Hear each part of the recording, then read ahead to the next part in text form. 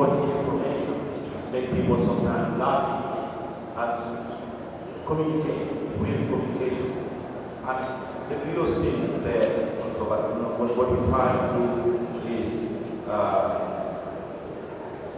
to be a modern video means to talk about what we like, what we didn't like, what we encourage, and what we denounce. I think this is one way we get free to do all these kind of things because of the movement.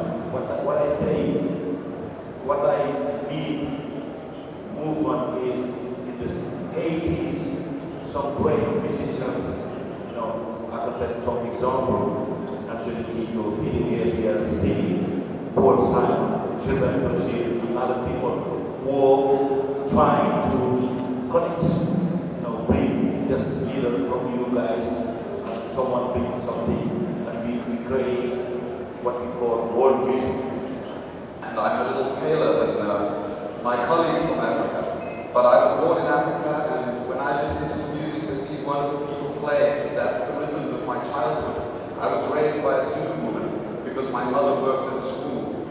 And I knew about Cultura, which is an evil spirit in Zulu culture. I was more afraid of that evil spirit than I ever was of Jesus Christ. So I guess at some point in my life, in the early years of my life, I played a great deal with a young African son of the Zulu woman who raised me. And under the apartheid system, when we had to go to school, we were separated. And I didn't really understand that as a child.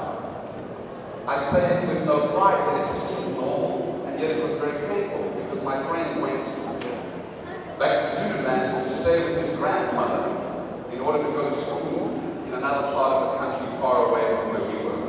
Primeiro lembrar que a gente, no Brasil, é o país que tem o maior número de gente preta, o país que tem o maior número de afrodescendentes fora da África. No entanto, quando a gente liga a nossa televisão, a gente tem a doce sensação de estar na Dinamarca. Conheci, no fim dos anos 80, uma cultura chamada hip hop, que é muito diferente do hip hop que se faz nos Estados Unidos hoje, que exalta dinheiro, às vezes arma, uma imagem feminina totalmente destruída. E a gente aqui fez um hip hop diferente, um hip hop da positividade, utilizando a música para passar mensagens importantes, mensagem positiva.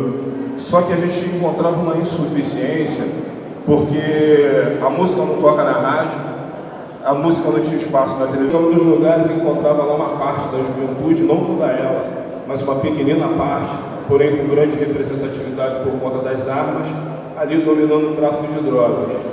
Infelizmente, o mesmo retrato de várias cidades da África, que não é novidade nenhuma para vocês, mas aqui também tem um retrato racializado.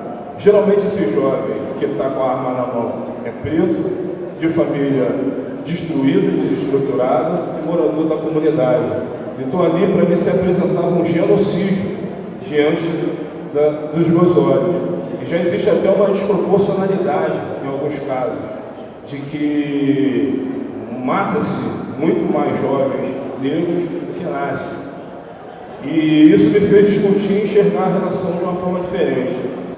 I don't know if the Brazilian people know that the village where I come from, the governor of that village was Francisco de Souza, that came from Brazil. And he was the one that started the slave trade in Rio. And when I went to Bahia, what he said rang a bell in me, because I opened the TV and I said, where are the black people represented in this country? I always hear that Brazil is in a rainbow society, but the rainbow have only one color here. And I also learned when I arrived that 3% of the population of Brazil earn the wealth of this country. So for me, I think we have to start with sharing the wealth of this country in every different state in the society. And to empower every Brazilian is education. I believe in the power of education above everything.